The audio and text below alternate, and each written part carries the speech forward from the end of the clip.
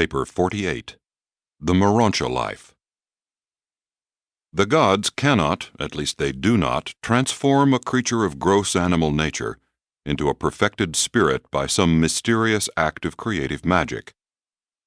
When the creators desire to produce perfect beings, they do so by direct and original creation, but they never undertake to convert animal origin and material creatures into beings of perfection in a single step.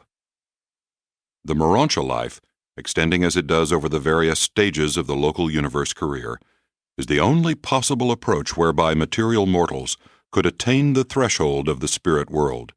What magic could death, the natural dissolution of the material body, hold, that such a simple step should instantly transform the mortal and material mind into an immortal and perfected spirit?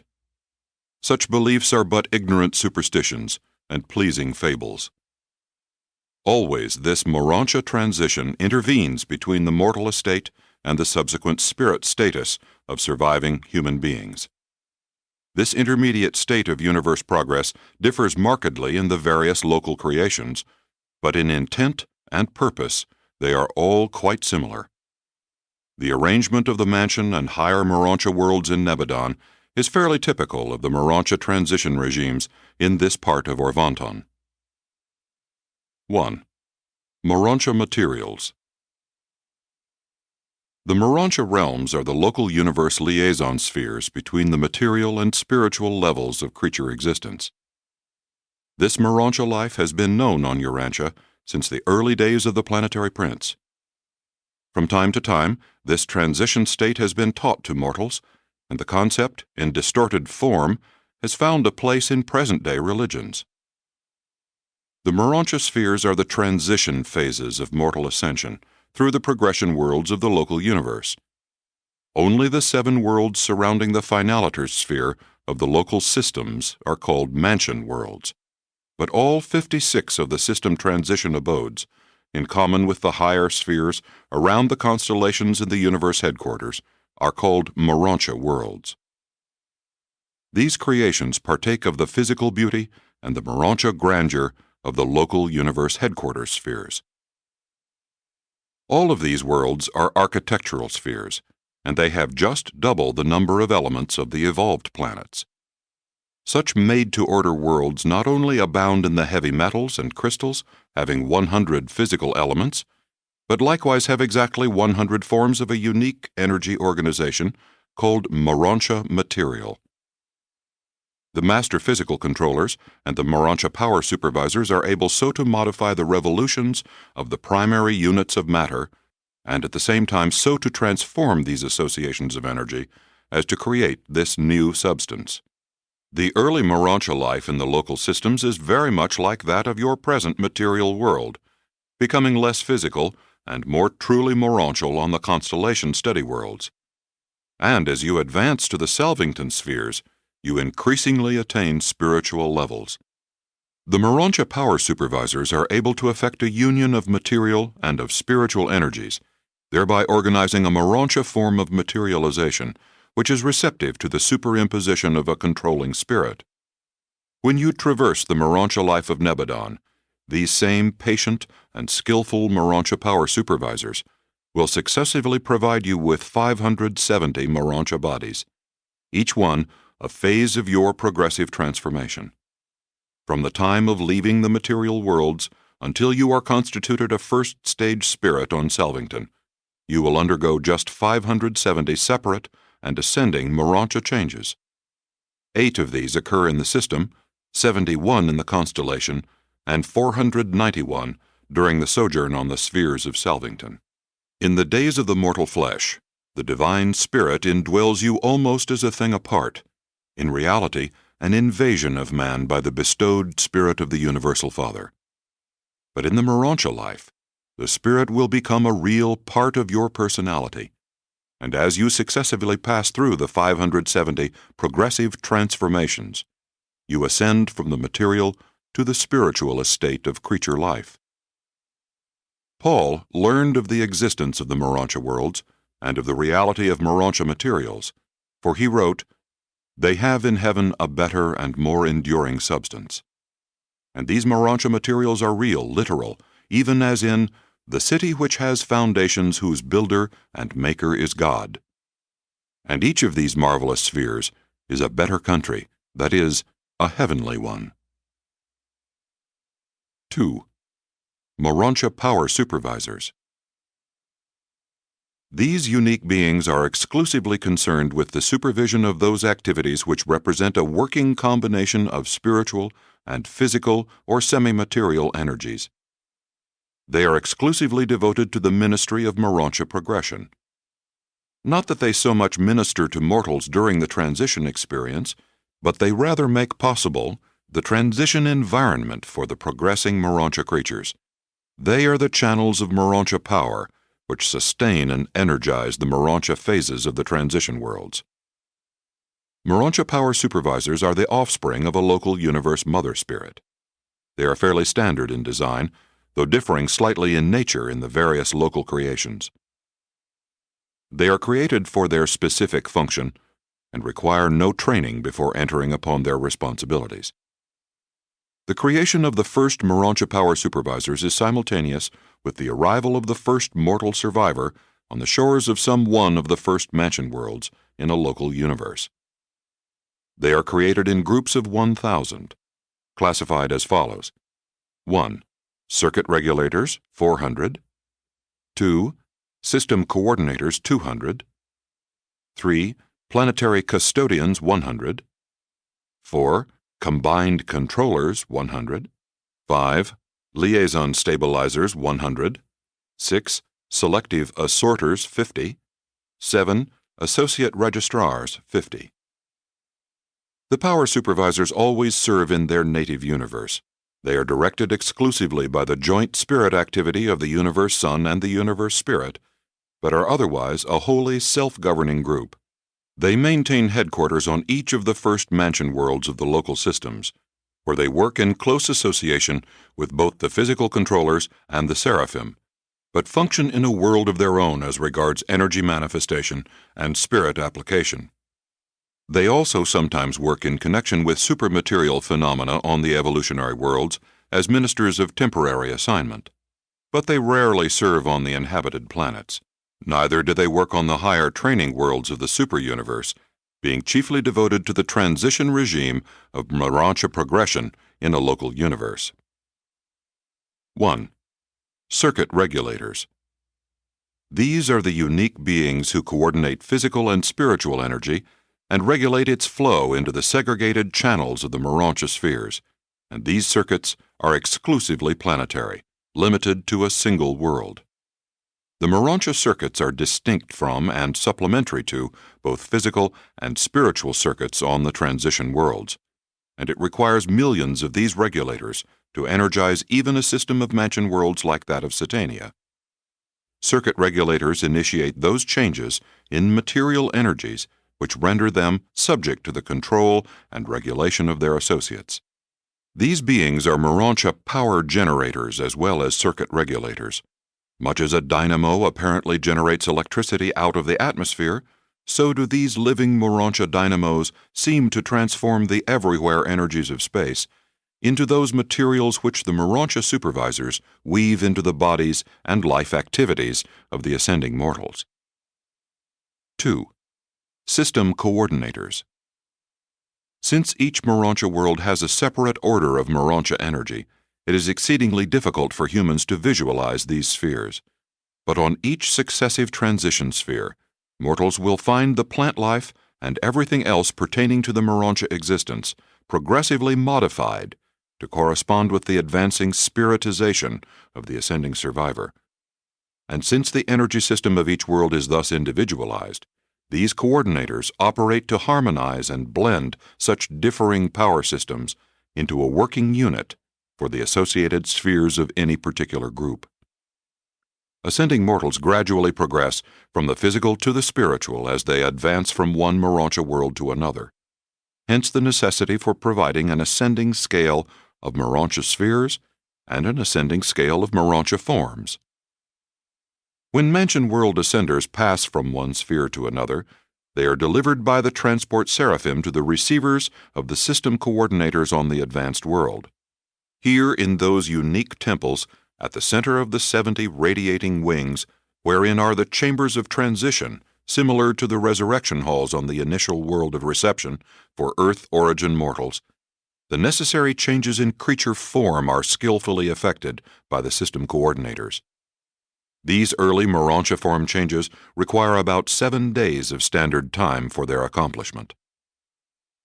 3. Planetary Custodians. Each Morontia world, from the mansion spheres up to the universe headquarters, is in the custody, as regards Morontia affairs, of 70 guardians. They constitute the local planetary Council of Supreme Morontia Authority. This council grants material for Morontia forms to all ascending creatures who land on the spheres, and authorizes those changes in creature form which make it possible for an ascender to proceed to the succeeding sphere. After the mansion worlds have been traversed, you will translate from one phase of Morontia life to another without having to surrender consciousness. Unconsciousness attends only the earlier metamorphoses and the later transitions from one universe to another and from Havona to Paradise. 4. Combined Controllers. One of these highly mechanical beings is always stationed at the center of each administrative unit of a Morontia world. A combined controller is sensitive to and functional with physical, spiritual, and Morontial energies. And with this being there are always associated 2 system coordinators, 4 circuit regulators, 1 planetary custodian, 1 liaison stabilizer, and either an associate registrar or a selective assorter. 5. Liaison stabilizers. These are the regulators of the Morontia energy in association with the physical and spirit forces of the realm. They make possible the conversion of Morontia energy into Morontia material. The whole Morontia organization of existence is dependent on the stabilizers. They slow down the energy revolutions to that point where physicalization can occur. But I have no terms with which I can compare or illustrate the ministry of such beings. It is quite beyond human imagination. 6. Selective assorters. As you progress from one class or phase of a Morontia world to another, you must be rekeyed or advance-tuned, and it is the task of the selective assorters to keep you in progressive synchrony with the Morontia life. While the basic Morontia forms of life and matter are identical from the first mansion world to the last universe transition sphere, there is a functional progression which gradually extends from the material to the spiritual. Your adaptation to this basically uniform but successively advancing and spiritizing creation is effected by this selective rekeying. Such an adjustment in the mechanism of personality is tantamount to a new creation, notwithstanding that you retain the same Morontia form. You may repeatedly subject yourself to the test of these examiners, and as soon as you register adequate spiritual achievement, they will gladly certify you for advanced standing. These progressive changes result in altered reactions to the Morontia environment, such as modifications in food requirements and numerous other personal practices. The selective assorters are also of great service in the grouping of Morontia personalities for purposes of study, teaching, and other projects. They naturally indicate those who will best function in temporary association. 7. Associate registrars. The Morontia world has its own recorders, who serve in association with the spirit recorders in the supervision and custody of the records and other data indigenous to the Morontia creations. The Morontia records are available to all orders of personalities. All Morontia transition realms are accessible alike to material and spirit beings.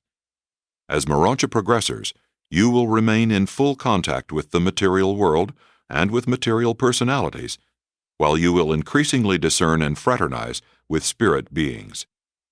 And by the time of departure from the Morontia regime, you will have seen all orders of spirits with the exception of a few of the higher types, such as solitary messengers. 3. Morontia companions. These hosts of the mansion and Morontia worlds are the offspring of a local universe mother spirit, They are created from age to age in groups of 100,000, and in Nebadon there are at present over 70 billion of these unique beings. Morontia companions are trained for service by the Melchizedeks on a special planet near Salvington. They do not pass through the central Melchizedek schools. In service, they range from the lowest mansion worlds of the systems to the highest study spheres of Salvington, but they are seldom encountered on the inhabited worlds. They serve under the general supervision of the sons of God and under the immediate direction of the Melchizedeks. The Morontia companions maintain 10,000 headquarters in a local universe, on each of the first mansion worlds of the local systems. They are almost wholly a self-governing order and are in general an intelligent and loyal group of beings. But every now and then, in connection with certain unfortunate celestial upheavals, they have been known to go astray. Thousands of these useful creatures were lost during the times of the Lucifer Rebellion in Satania. Your local system now has its full quota of these beings, the loss of the Lucifer Rebellion having only recently been made up. There are two distinct types of Morontia companions. One type is aggressive, the other retiring, but otherwise they are equal in status. They are not sex creatures, but they manifest a touchingly beautiful affection for one another. And while they are hardly companionate in the material human sense, they are very close of kin to the human races in the order of creature existence. The midway creatures of the worlds are your nearest of kin. Then come the Morontia cherubim, and after them, the Morontia companions. These companions are touchingly affectionate and charmingly social beings. They possess distinct personalities, and when you meet them on the mansion worlds after learning to recognize them as a class, you will soon discern their individuality. Mortals all resemble one another. At the same time, each of you possesses a distinct and recognizable personality. Something of an idea of the nature of the work of these Morontia companions may be derived from the following classification of their activities in a local system. 1. Pilgrim guardians are not assigned to specific duties in their association with the Morontia progressors. These companions are responsible for the whole of the Morontia career and are therefore the coordinators of the work of all other Morontia and transition ministers. 2. Pilgrim receivers and free associators. These are the social companions of the new arrivals on the mansion worlds. One of them will certainly be on hand to welcome you when you awaken on the initial mansion world from the first transit sleep of time, when you experience the resurrection from the death of the flesh into the Morontia life. And from the time you are thus formally welcomed on awakening, to that day when you leave the local universe as a first-stage spirit, these Morontia companions are ever with you. Companions are not assigned permanently to individuals. An ascending mortal on one of the mansion or higher worlds might have a different companion on each of several successive occasions, and again might go for long periods without one. It would all depend on the requirements and also on the supply of companions available. 3. Hosts to celestial visitors. These gracious creatures are dedicated to the entertainment of the superhuman groups of student visitors and other celestials who may chance to sojourn on the transition worlds. You will have ample opportunity to visit within any realm you have experientially attained. Student visitors are allowed on all inhabited planets, even those in isolation. 4. Coordinators and liaison directors. These companions are dedicated to the facilitation of Morontia intercourse and to the prevention of confusion. They are the instructors of social conduct and Morontia progress, sponsoring classes and other group activities among the ascending mortals. They maintain extensive areas wherein they assemble their pupils and from time to time make requisition on the celestial artisans and the reversion directors for the embellishment of their programs. As you progress, you will come in intimate contact with these companions, and you will grow exceedingly fond of both groups. It is a matter of chance as to whether you will be associated with an aggressive or a retiring type of companion. 5. Interpreters and translators. During the early Mansonia career, you will have frequent recourse to the interpreters and the translators. They know and speak all the tongues of a local universe. They are the linguists of the realms. You will not acquire new languages automatically. You will learn a language over there much as you do down here. And these brilliant beings will be your language teachers.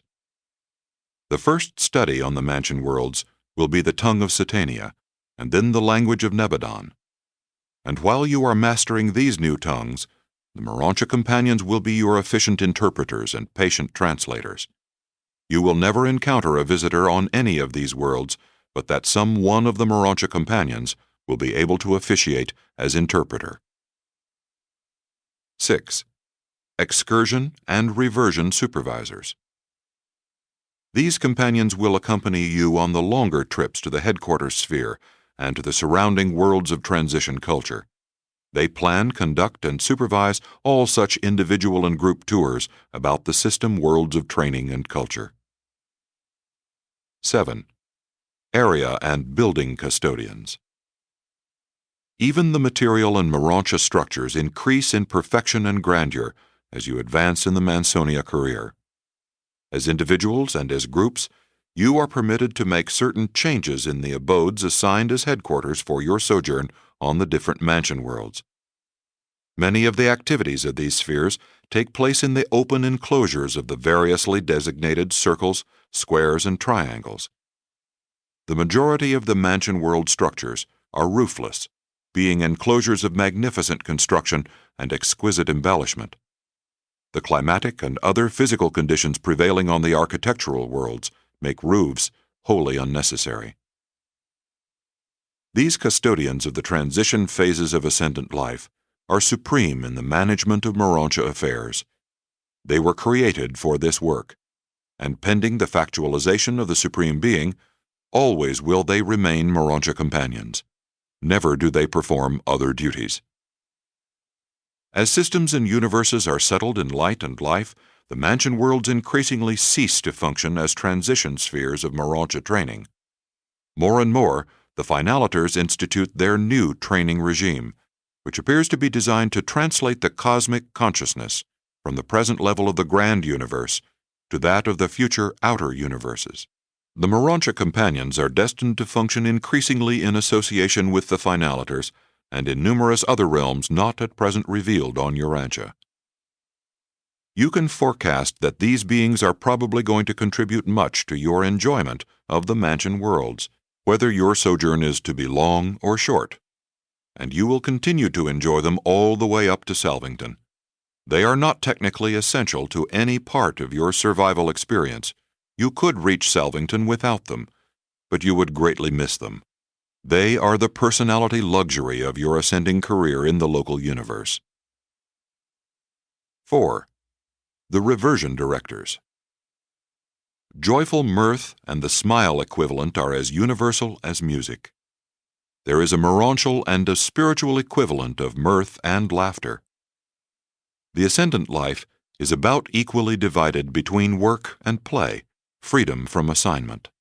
Celestial relaxation and superhuman humor are quite different from their human analogues, but we all actually indulge in a form of both, and they really accomplish for us in our state just about what ideal humor is able to do for you on Urantia. The Morontia companions are skillful play sponsors, and they are most ably supported by the reversion directors.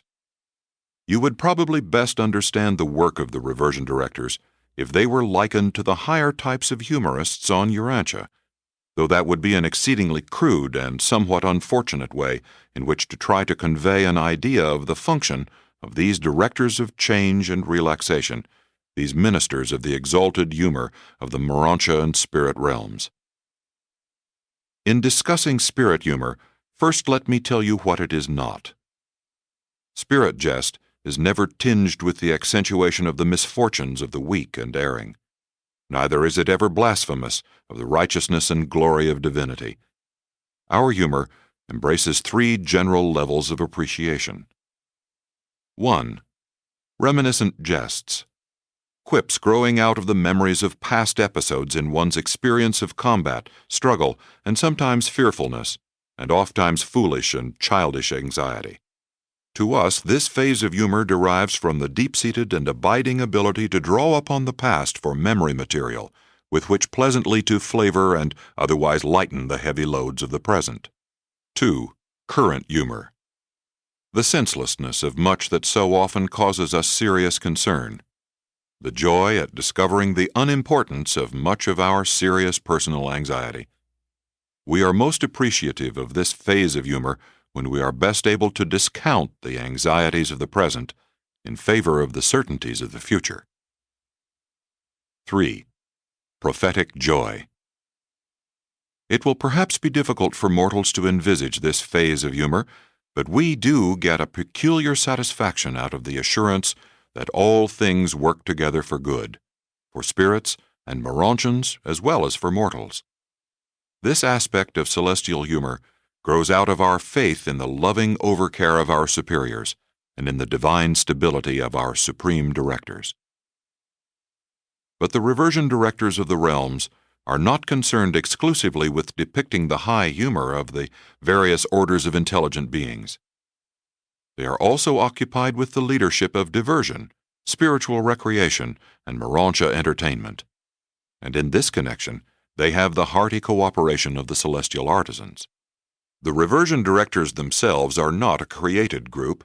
They are a recruited corps embracing beings ranging from the Havona natives down through the messenger hosts of space and the ministering spirits of time to the Morontia progressors from the evolutionary worlds.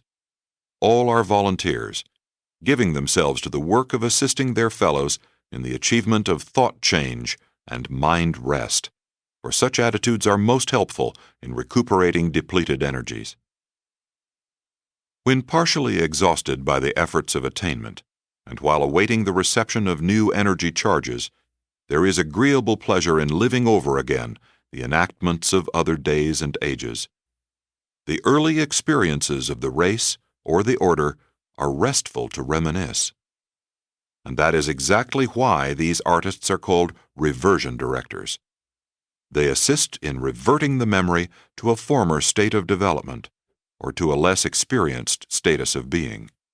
All beings enjoy this sort of reversion except those who are inherent creators, hence automatic self-rejuvenators, and certain highly specialized types of creatures, such as the power centers and the physical controllers, who are always and eternally thoroughly businesslike in all their reactions.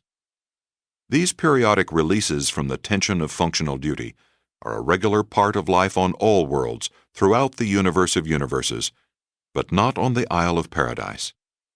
Beings indigenous to the central abode are incapable of depletion, and are not therefore subject to re-energizing. And with such beings of eternal paradise perfection, there can be no such reversion to evolutionary experiences. Most of us have come up through lower stages of existence, or through progressive levels of our orders, and it is refreshing and in a measure amusing to look back upon certain episodes of our early experience. There is a restfulness in the contemplation of that which is old to one's order, and which lingers as a memory possession of the mind.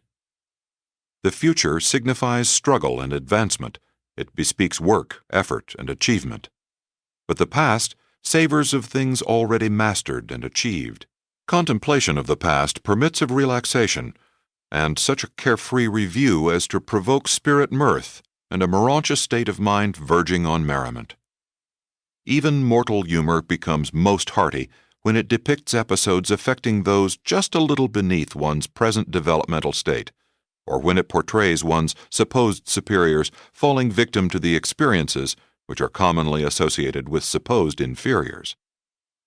You of Urantia have allowed much that is at once vulgar and unkind to become confused with your humor, but on the whole you are to be congratulated on a comparatively keen sense of humor.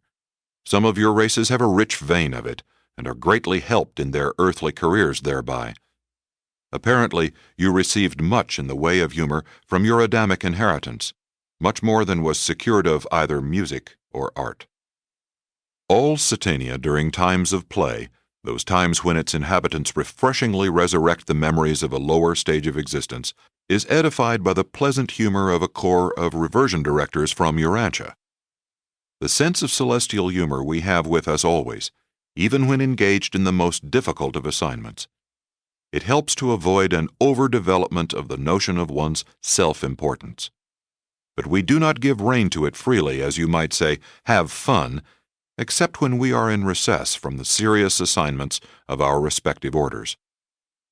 When we are tempted to magnify our self-importance, if we stop to contemplate the infinity of the greatness and grandeur of our makers, our own self-glorification becomes sublimely ridiculous, even verging on the humorous. One of the functions of humor is to help all of us take ourselves less seriously. Humor is the divine antidote for exaltation of ego. The need for the relaxation and diversion of humor is greatest in those orders of ascendant beings who are subjected to sustained stress in their upward struggles. The two extremes of life have little need for humorous diversions. Primitive men have no capacity therefor, and beings of paradise perfection have no need thereof. The hosts of Havona are naturally a joyous and exhilarating assemblage of supremely happy personalities. On paradise, the quality of worship obviates the necessity for reversion activities. But among those who start their careers far below the goal of paradise perfection, there is a large place for the ministry of the reversion directors. The higher the mortal species, the greater the stress, and the greater the capacity for humor as well as the necessity for it. In the spirit world, the opposite is true. The higher we ascend, the less the need for the diversions of reversion experiences. But proceeding down the scale of spirit life from paradise to the seraphic hosts, there is an increasing need for the mission of mirth and the ministry of merriment. Those beings who most need the refreshment of periodic reversion to the intellectual status of previous experiences are the higher types of the human species, the Morontians, angels, and the material sons, together with all similar types of personality. Humor should function as an automatic safety valve to prevent the building up of excessive pressures due to the monotony of sustained and serious self-contemplation in association with the intense struggle for developmental progress and noble achievement. Humor also functions to lessen the shock of the unexpected impact of fact or of truth, rigid, unyielding fact, and flexible, ever-living truth. The mortal personality, never sure as to which will next be encountered, through humor swiftly grasps, sees the point and achieves insight, the unexpected nature of the situation, be it fact or be it truth.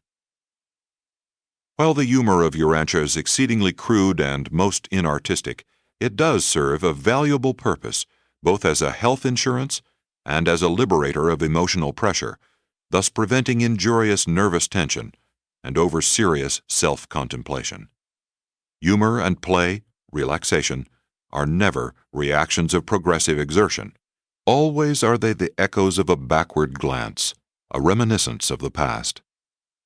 Even on Urantia, and as you now are, you always find it rejuvenating when for a short time you can suspend the exertions of the newer and higher intellectual efforts and revert to the more simple engagements of your ancestors.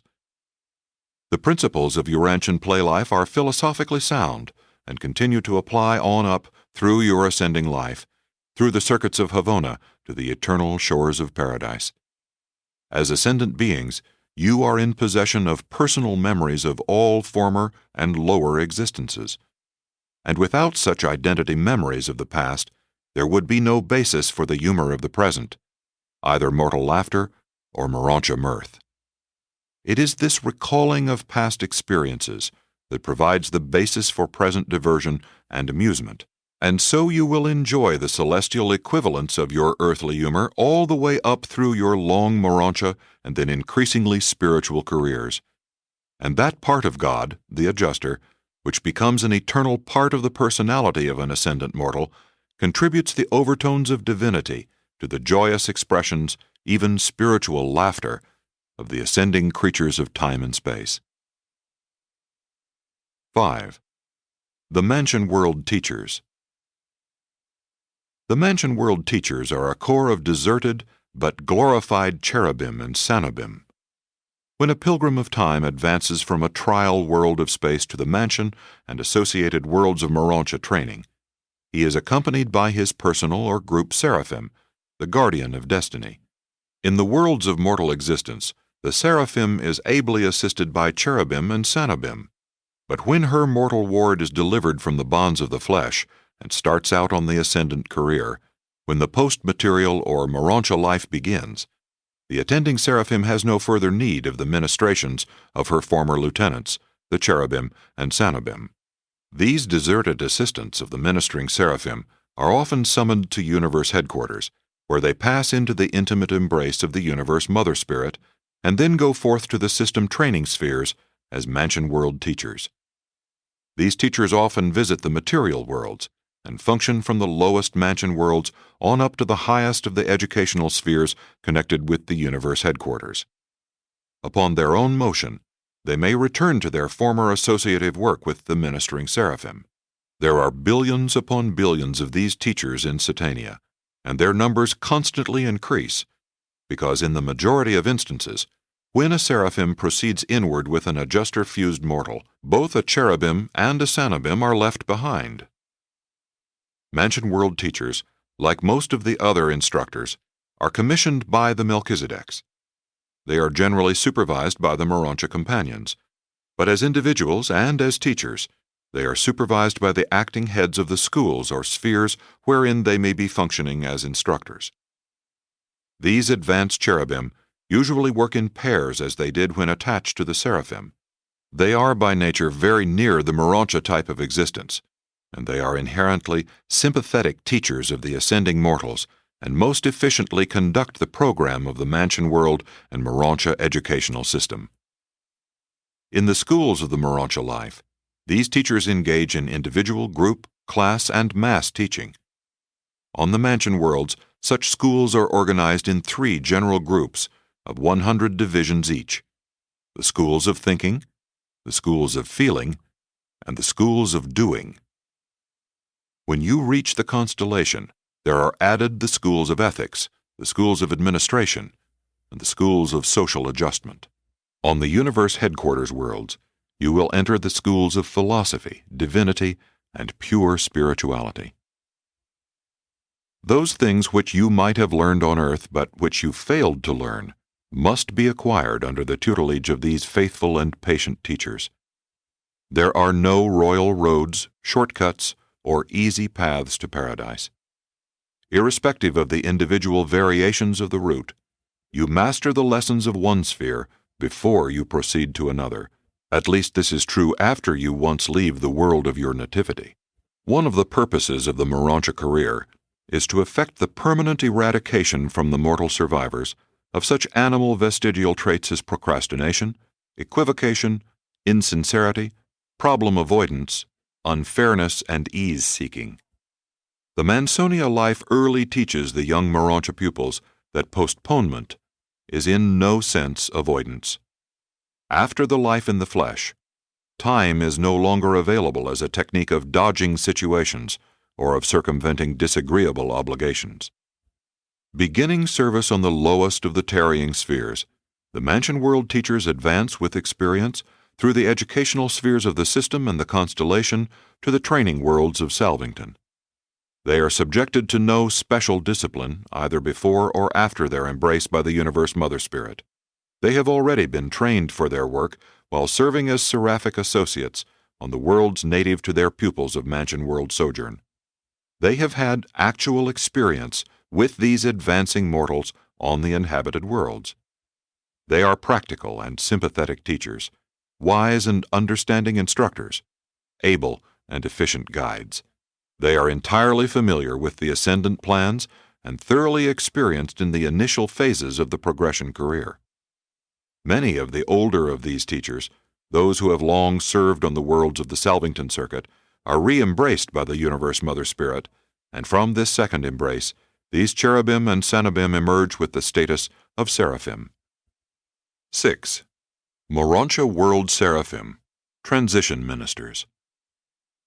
While all orders of angels, from the planetary helpers to the supreme seraphim, minister on the Morontia worlds, the transition ministers are more exclusively assigned to these activities.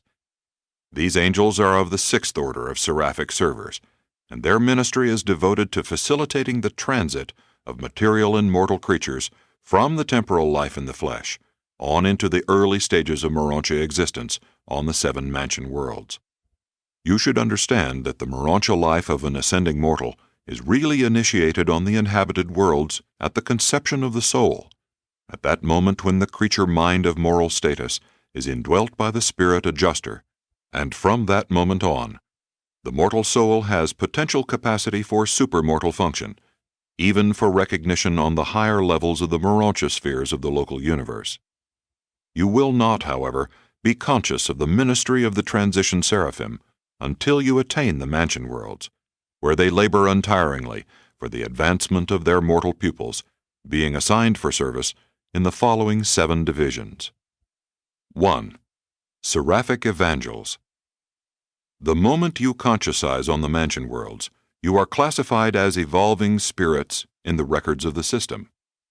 True, you are not yet spirits in reality, but you are no longer mortal or material beings.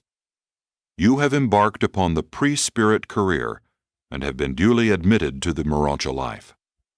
On the mansion worlds, the seraphic evangels will help you to choose wisely among the optional routes to Urantia, Salvington, Uversa, and Havona. If there are a number of equally advisable routes, these will be put before you, and you will be permitted to select the one that most appeals to you. These seraphim then make recommendations to the 24 advisors on Jerusalem concerning that course which would be most advantageous for each ascending soul. You are not given unrestricted choice as to your future course, but you may choose within the limits of that which the transition ministers and their superiors wisely determine to be most suitable for your future spirit attainment.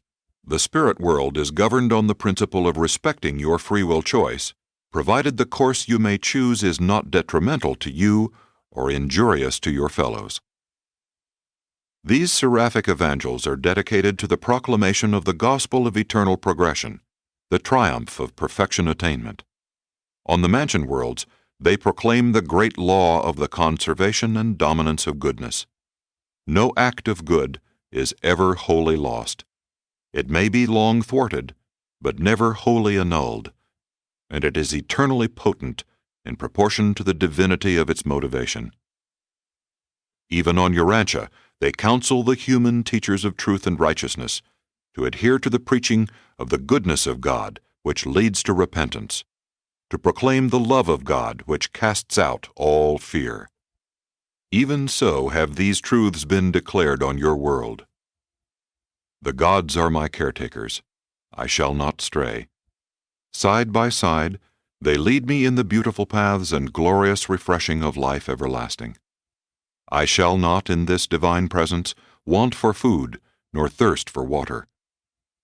Though I go down into the valley of uncertainty, or ascend up into the worlds of doubt, though I move in loneliness, or with the fellows of my kind, though I triumph in the choirs of light, or falter in the solitary places of the spheres, your good spirit shall minister to me, and your glorious angel will comfort me. Though I descend into the depths of darkness and death itself, I shall not doubt you nor fear you. For I know that in the fullness of time and the glory of your name, you will raise me up to sit with you on the battlements on high. That is the story whispered in the night season to the shepherd boy. He could not retain it word for word, but to the best of his memory, he gave it much as it is recorded today. These seraphim are also the evangels of the gospel of perfection attainment for the whole system, as well as for the individual ascender. Even now, in the young system of Satania, their teachings and plans encompass provisions for the future ages when the mansion worlds will no longer serve the mortal ascenders as stepping stones to the spheres on high. 2. Racial interpreters. All races of mortal beings are not alike. True, there is a planetary pattern running through the physical, mental, and spiritual natures and tendencies of the various races of a given world. But there are also distinct racial types, and very definite social tendencies characterize the offspring of these different basic types of human beings. On the worlds of time, the seraphic racial interpreters further the efforts of the race commissioners to harmonize the varied viewpoints of the races, and they continue to function on the mansion worlds, where these same differences tend to persist in a measure. On a confused planet such as Urantia, these brilliant beings have hardly had a fair opportunity to function, but they are the skillful sociologists and the wise ethnic advisors of the first heaven. You should consider the statement about heaven and the heaven of heavens. The heaven conceived by most of your prophets was the first of the mansion worlds of the local system. When the apostle spoke of being caught up to the third heaven, he referred to that experience in which his adjuster was detached during sleep, and in this unusual state made a projection to the third of the 7 mansion worlds. Some of your wise men saw the vision of the greater heaven, the heaven of heavens, of which the 7-fold mansion world experience was but the first, the second being Jerusalem, the third Urantia and its satellites, the fourth Salvington and the surrounding educational spheres, the fifth Uversa, the sixth Havona, and the 7th Paradise. 3. Mind planners. These seraphim are devoted to the effective grouping of Morontia beings and to organizing their teamwork on the mansion worlds. They are the psychologists of the first heaven. The majority of this particular division of seraphic ministers have had previous experience as guardian angels to the children of time, but their wards, for some reason, failed to personalize on the mansion worlds, or else survived by the technique of spirit fusion.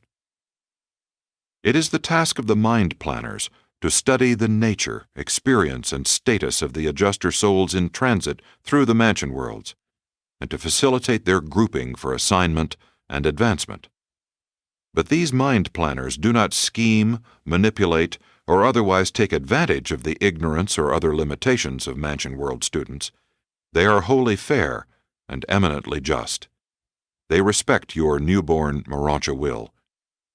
They regard you as independent volitional beings, and they seek to encourage your speedy development and advancement. Here you are face to face with true friends and understanding counselors, angels who are really able to help you to see yourself as others see you, and to know yourself as angels know you.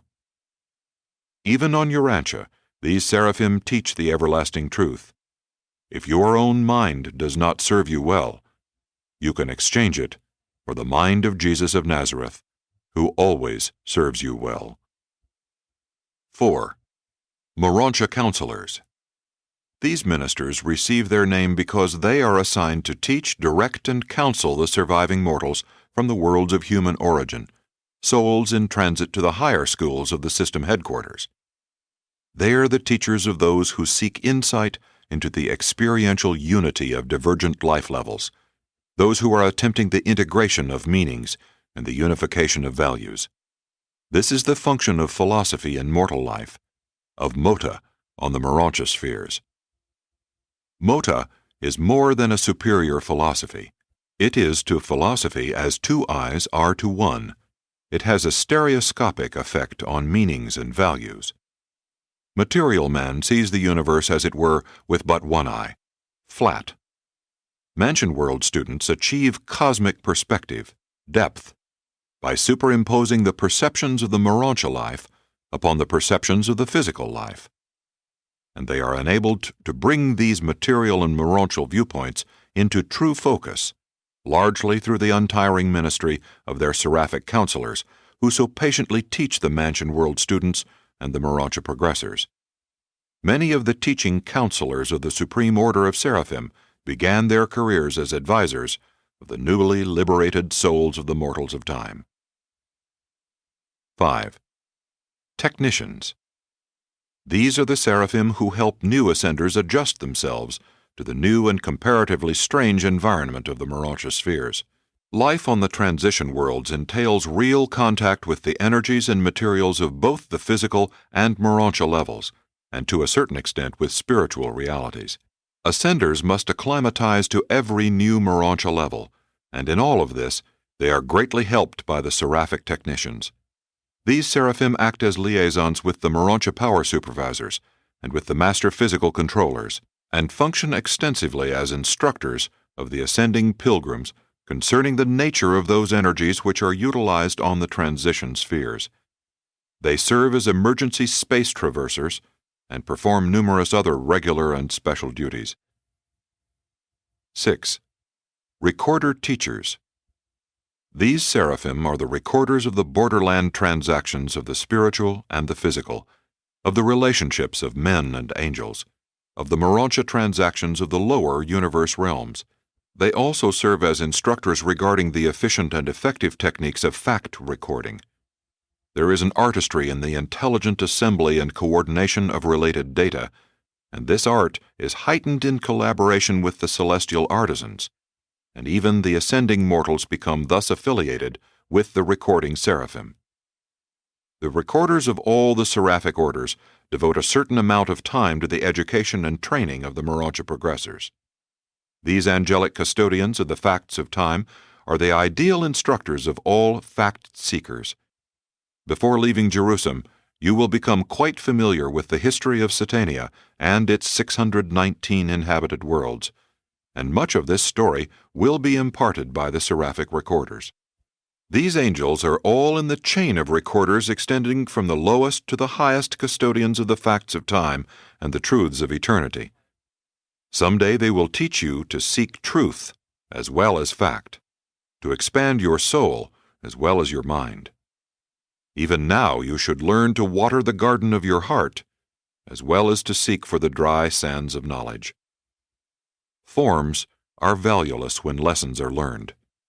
No chick may be had without the shell, and no shell is of any worth after the chick is hatched.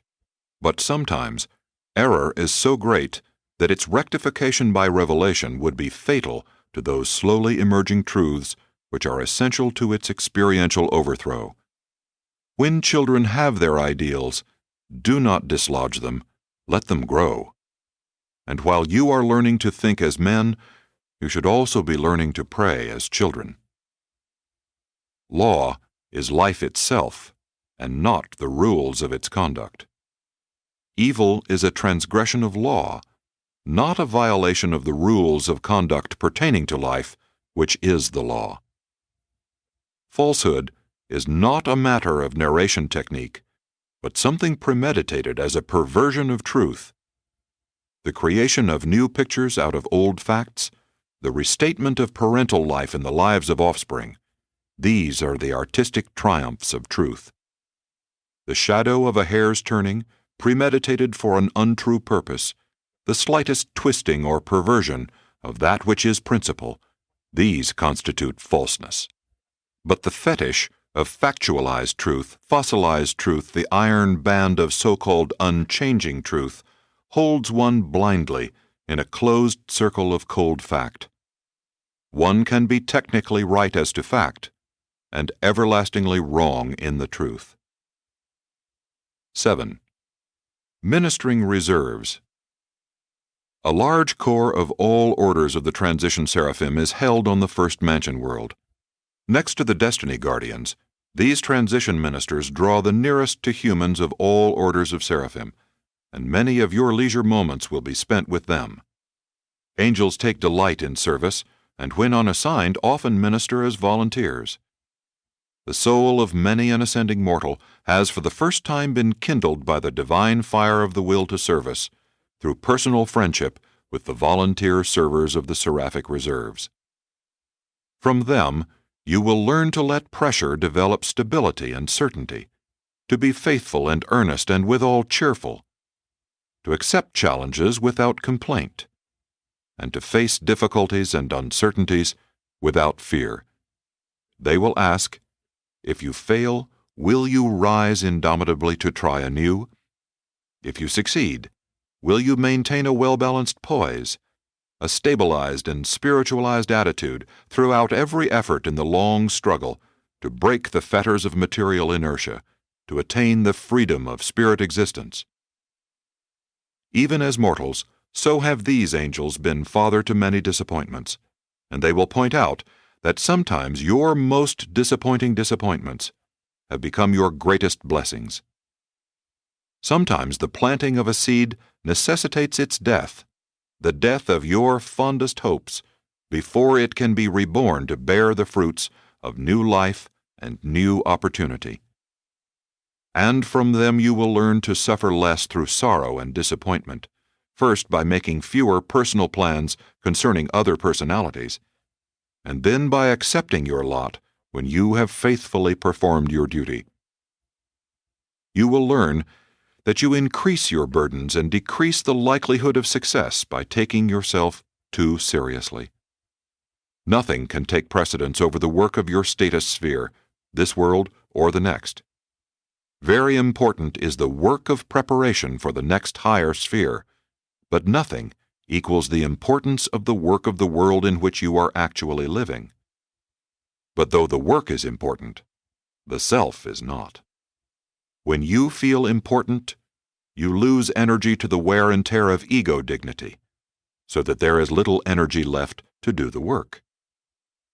Self-importance, not work importance, exhausts immature creatures. It is the self element that exhausts, not the effort to achieve. You can do important work if you do not become self-important. You can do several things as easily as one if you leave yourself out. Variety is restful. Monotony is what wears and exhausts. Day after day is alike, just life or the alternative of death. 7. Morontia Mota. The lower planes of Morontia Mota join directly with the higher levels of human philosophy.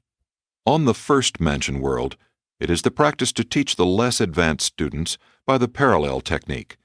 That is, in one column are presented the more simple concepts of Mota meanings, and in the opposite column citation is made of analogous statements of mortal philosophy.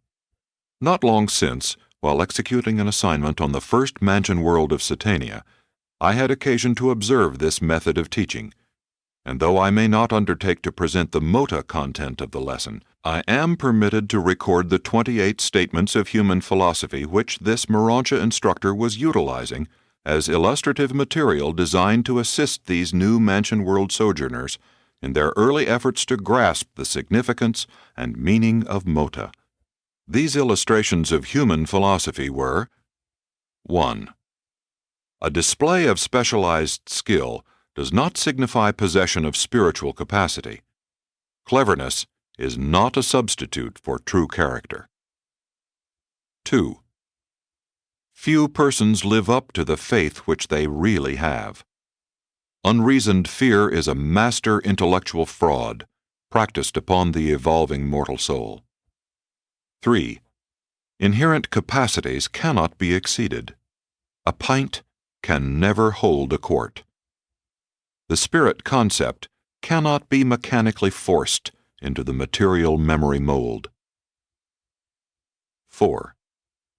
Few mortals ever dare to draw anything like the sum of personality credits established by the combined ministries of nature and grace. The majority of impoverished souls are truly rich, but they refuse to believe it. 5. Difficulties may challenge mediocrity and defeat the fearful, but they only stimulate the true children of the Most Highs. 6. To enjoy privilege without abuse, to have liberty without license, to possess power and steadfastly refuse to use it for self-aggrandizement. These are the marks of high civilization. 7. Blind and unforeseen accidents do not occur in the cosmos. Neither do the celestial beings assist the lower being who refuses to act upon his light of truth. 8. Effort does not always produce joy. but there is no happiness without intelligent effort. 9. Action achieves strength. Moderation eventuates in charm. 10. Righteousness strikes the harmony chords of truth, and the melody vibrates throughout the cosmos, even to the recognition of the infinite. 11. The weak indulge in resolutions, but the strong act. Life is but a day's work. Do it well. The act is ours, the consequences God's. 12. The greatest affliction of the cosmos is never to have been afflicted. Mortals only learn wisdom by experiencing tribulation. 13. Stars are best discerned from the lonely isolation of experiential depths, not from the illuminated and ecstatic mountaintops. 14. Whet the appetites of your associates for truth. Give advice only when it is asked for. 15. Affectation is the ridiculous effort of the ignorant to appear wise, the attempt of the barren soul to appear rich. 16. You cannot perceive spiritual truth until you feelingly experience it, and many truths are not really felt except in adversity. 17. Ambition is dangerous until it is fully socialized. You have not truly acquired any virtue until your acts make you worthy of it. 18. Impatience is a spirit poison. Anger is like a stone hurled into a hornet's nest. 19. Anxiety must be abandoned. The disappointments hardest to bear are those which never come. 20. Only a poet can discern poetry in the commonplace prose of routine existence. 21. The high mission of any art is by its illusions to foreshadow a higher universe reality, to crystallize the emotions of time into the thought of eternity. 22. The evolving soul is not made divine by what it does, but by what it strives to do. 23.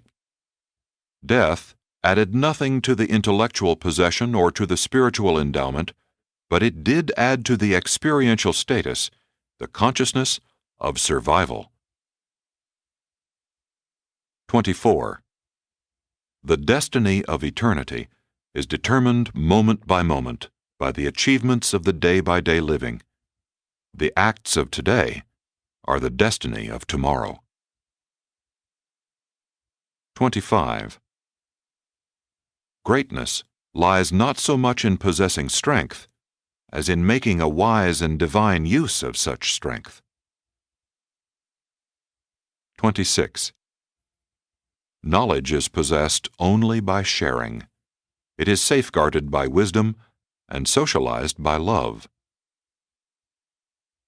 27. Progress demands development of individuality. Mediocrity seeks perpetuation in standardization. 28.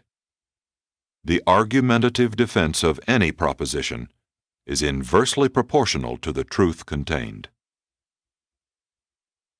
Such is the work of the beginners on the first mansion world, while the more advanced pupils on the later worlds are mastering the higher levels of cosmic insight and Morontia Mota. 8. The Morontia Progressors. From the time of graduation from the mansion worlds to the attainment of spirit status in the superuniverse career, ascending mortals are denominated Morontia Progressors. Your passage through this wonderful borderland life will be an unforgettable experience, a charming memory. It is the evolutionary portal to spirit life and the eventual attainment of creature perfection, by which ascenders achieve the goal of time, the finding of God on paradise. There is a definite and divine purpose in all this Morontia and subsequent spirit scheme of mortal progression, this elaborate universe training school for ascending creatures.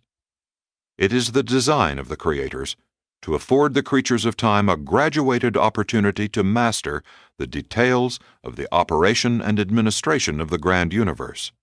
And this long course of training is best carried forward by having the surviving mortal climb up gradually and by actual participation in every step of the ascent.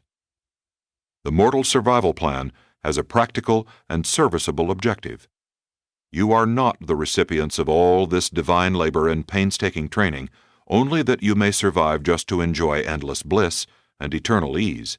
There is a goal of transcendent service concealed beyond the horizon of the present universe age. If the gods designed merely to take you on one long and eternal joy excursion, they certainly would not so largely turn the whole universe into one vast and intricate practical training school, requisition a substantial part of the celestial creation as teachers and instructors, and then spend ages upon ages piloting you, one by one, through this gigantic universe school of experiential training.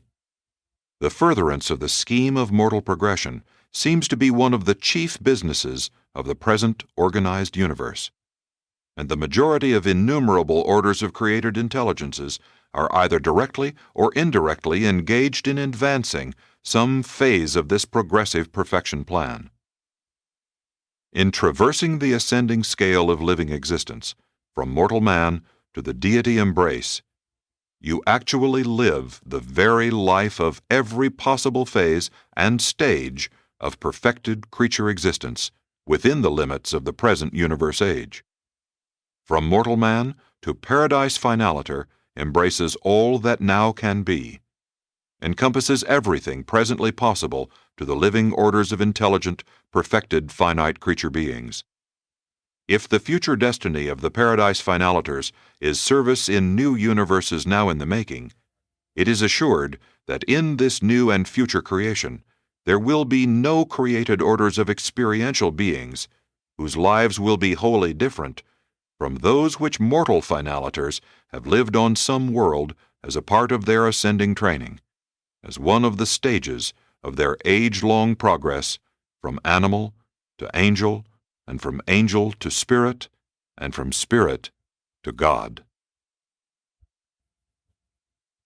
Presented by an Archangel of Nebadon.